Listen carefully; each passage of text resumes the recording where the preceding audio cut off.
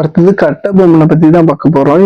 இப்ப நம்ம என்ன பார்க்க போறோம்னா, ஆங்கிலேயருக்கு தொடக்க கிளர்ச்சியில இம்பார்ட்டன்ட் கொஸ்டின் என்ன இருக்கு அப்படின்னு சொல்லிட்டு அதை பார்த்து அதை ஈஸியா என்ன லேர்ன் பண்ணிக்கலாம் அப்படிங்கிறத நான் சொல்றேன். கிழக்கிந்திய கம்பெனியின் நாடு பிடிக்கும் ஆசையை எதிர்த்து நின்ற முதல் பாளையக்காரர் யாரு அப்படின்னு சொல்லி கேட்டிருக்காங்க. யாருன்னு உங்களுக்கே தெரியும், தேவர் தான் பண்ணியிருந்தாரு. சந்தா சாஹிப்பின் 3 முகவர்களோடும் நெருங்கி நட்பு ஏற்படுத்தி கொண்டவர் யாரு அப்படின்னு சொல்லி கேட்டிருக்காங்க.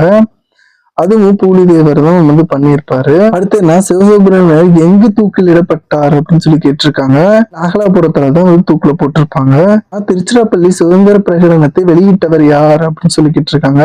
மருது சகோதரர்கள் தான் அந்த திருச்சிராப்பள்ளி சுதந்திரம், அந்த ஸ்ரீரங்கம் அந்த மாதிரி இடத்துல எல்லாம் வந்து பண்ணியிருப்பாங்க. அடுத்தனா வேலூர் புரட்சி எப்போது வெடித்தது அப்படின்னு சொல்றாங்க கேக்குறாங்க. 1806 ஜூலை 10 தான் வந்து இது வெடிக்கப்பட்டது. வேலூர் கோட்டையில் புதிய ராணுவ விதிமுறைகளை அறிமுகப்படுத்த காரணமா இருந்த தலைமை தளபதி யார் அப்படின்னு சொல்லி கேட்டிருக்காங்க. சர் ஜான் கிரடாக் அவங்க தான் வந்து இது பண்ணியிருக்காங்க. அடுத்து என்ன, வேலூர் புரட்சிக்கு பின் திப்பு சுல்தானின் மகன்கள் எங்கு அனுப்பப்பட்டாங்க அப்படின்னு சொல்லி கேட்டிருக்காங்க. கல்கத்தாக்கு தான் அனுப்பப்பட்டிருப்பாங்க. பாளையக்காரர் முறையில் தமிழகத்தில் தேச என்பவரால் அறிமுகப்படுத்தப்பட்டது. யாரால் வந்து அறிமுகப்படுத்தப்பட்டது அப்படின்னு சொல்லி கேட்டிருக்காங்க. விஸ்வநாத நாயக்கர் அவர்களால் தான் அறிமுகப்படுத்த. வேலூர் நாச்சியாரும் அவரது மகளும் 8 ஆண்டுகள் எங்கு பாதுகாப்புல இருந்தாங்க அப்படின்னு சொல்லி கேட்டிருக்காங்க.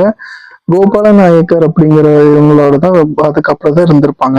கட்டபொம்மனை சரணடைய கோரும் தகவலை தெரிவிக்க பாணர் மென் வந்து யார் அமைச்சிருக்காங்க அப்படின்னு கேட்டிருக்காங்க. ராமலிங்கரை தான் வந்து அமைச்சிருப்பாரு. சந்திக்கிறேன். தேங்க்யூ.